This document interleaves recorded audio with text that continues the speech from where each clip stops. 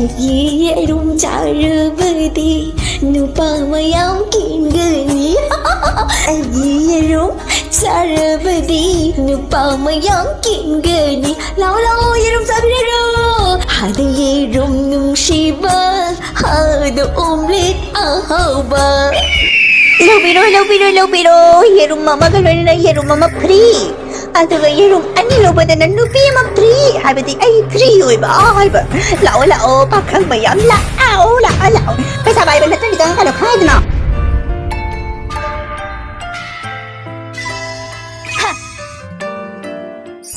ปุยรีนาปูตาบากาป้าแล้วอิสคาริโนเสร็จแต่สุขุยเล่คุยเยรุมเซเลยพี่น่ะปะกันน้ำน่าจะสลายติเรซิปีเสอโนบปุตุกตนะหูบตานี่เยรุมก็ตั้งยนไปสิจุ่มไว้ติขนาดข้างนี้เมกี้สู้เลยดิจะเข้าไปใจดนะกว่าไอ้จานุปีอันนี้นะตัวริสิสุอามาเนี่ยที่อดุมมาทิ้งเดียดุมปังเสลียบุอามาสิเนี่ยพมุเดสุงเอากติน้องมีดังเนี่ยปุ่งเอาหุ่นตาเราก็มาที่ปุ่นจะอดุมมานะมาให้ตัวตนะดุมเลยปะใส่กูแกนตาเดมาป้าไอ้แกนตาเดบินเดียKaisuk kalu nuda kulangka dabu kana laktana hujik lagi dono pungse only pungta tari bani kanam ta lakhiroi ado najan pi ahan dinga sai hoi krabani aduga mama gi kai keno khang nung ka puthokdana omelette hongna ba khona ba mayam do ma ngasai phengdana khotana tahuri bani thokcharani ai mu changu ge ko najan pi atomi du di khangde ai ya ta de pare ai hodo ge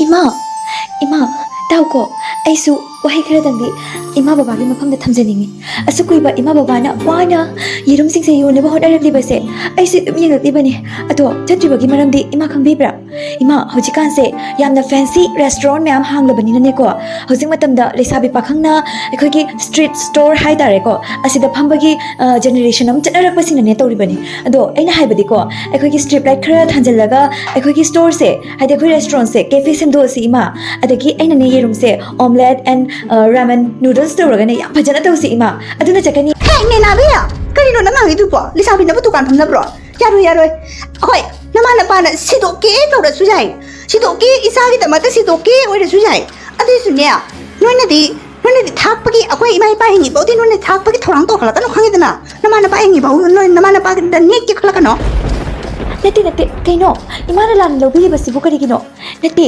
ima aina hariba asinga makne yengo imphal ondadi hojik ne nupi na ngakta ekhogi actress Sonia ka do moi gi masa gi doina restaurant cafe le na bangak tane ado ekhogi sule ba kisu kaide na khali aidi amna aidi business startup se am to janing ba haidare ima saksu phajarabani na hanupa ka yam romsu sida ji ngang lagani do khoi mu dona ado ima asingmani aina hariba se am to try to bisi ngasi dagi hoba karino ni hari sibo nati lekai gi nagin nani sise kapita hoi bino ta hoi na kari hai nagi doino ai bukan de masa yon bi oni ta dro ba yerum yon betagi masa yon gale na hai na ki dara na mi pai de thamoi se ima na set pi riba dress tu na hena joke kare ai di phana bu yamna lemi bani ko ado phare ima ga nganga ne matam se manghana kana te ai gi hojik to ngana ne ai hojik start ba ma hauzaragani ima gi dukan do ai gi ore bani khangi dana ima ngasi dagi tholopu yaroi nasak to mayam da yengalaga ne customer kam to changaroi khangli dana ima ai chale nache sina tawrisina nya nong alakpadagi numit taba bawa dukan sigi haiduna wajariba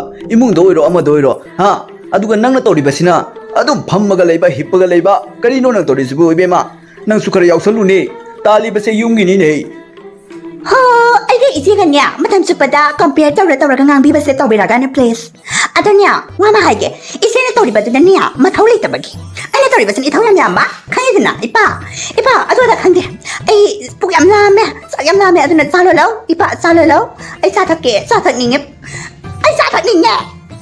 ho napadi le sabi pharabani na ne napana loina seba tawjarage isagi napadi le sabi phagacharabani na ne isa wada roi ai pelabani ko pare namana ne langhori bani dukan da adudagi adum purake ai gyan ta jade nang ngana bangam jaroi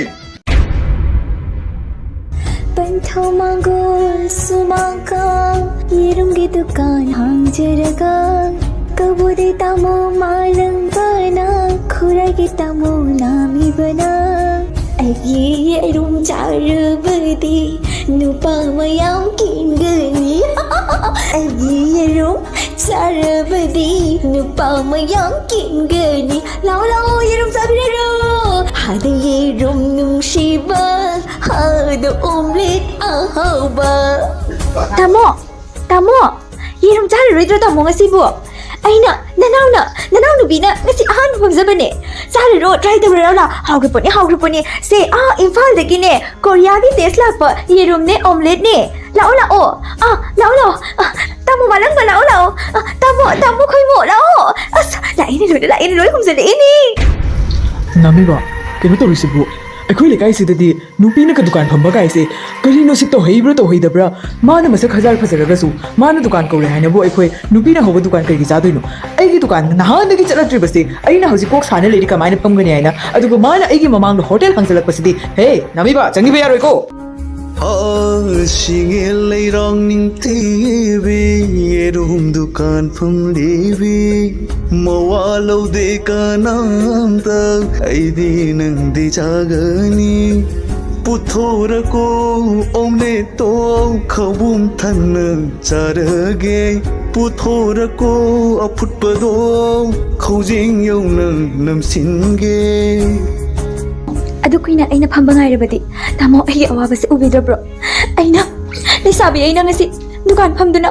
pukchak ta na bo honari base tamo na yengdura liba ngam libro tamo ai bo tamogi naran yai da pura se piyo tamo ai sida le hoba ngamoye ima ipa na so ai bulu sibidra bane ai na haiba wa amta tabidra bane asisu ai thulak liba se so ima ipa ga khanara ga thulak liba ni tamo ai bo tamogi naran yai da pubiyo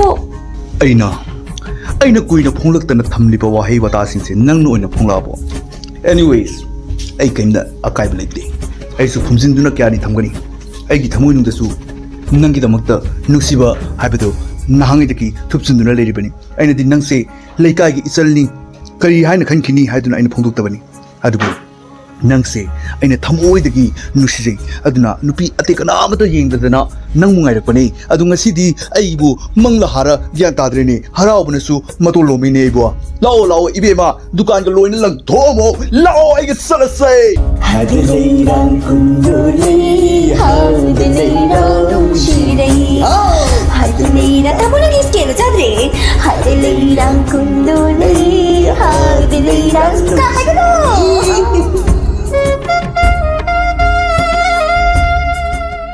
Haima, kaino niya, birota, mani mga ka libre niya. Ay ba, liramdre na siya. Ay kaliya pa ka na rumang lupaman sa isay ka na sa prera. Adun lang na bali dyan durak pa sila nang haudrit na. Matun na natin sila may anima kanino to rin mo. Wala pa. Nilima tulong nilang mo. Dukan pa man ba, ipitsingin minang na siya to. Ay kapning ito. kanino haisibo ai heart attack oine oh my god Anh hydro mà không lấy tập bệnh nên nụ party bật lạc nó đi bệnh này nè dukan phòng cái start tôi cái này nè yang là lang cái này mà của aduh mà cái tuần nụ pa thằng tuần nè nụ pa nè mau quá thì bagi kita mata dukan kami juga kan itu nè upay lấy bagi mà nó tao xin là bagi wari ni ima sana kita patah bini sakit pada wai sange kan itu nè yung sih kan lấy được nè sakit nè ba thiam nè ba kan itu nè anh lấy được sẽ nó sao nupi antum mem lấy được sẽ kau kan nó lấy được anh còn hansin sa san đâu nó nangi tali aduh Puluh jadi ay kata dia lewat dari bang. Aduh nggak sih gitu kan saya. Ayo udah sinaro.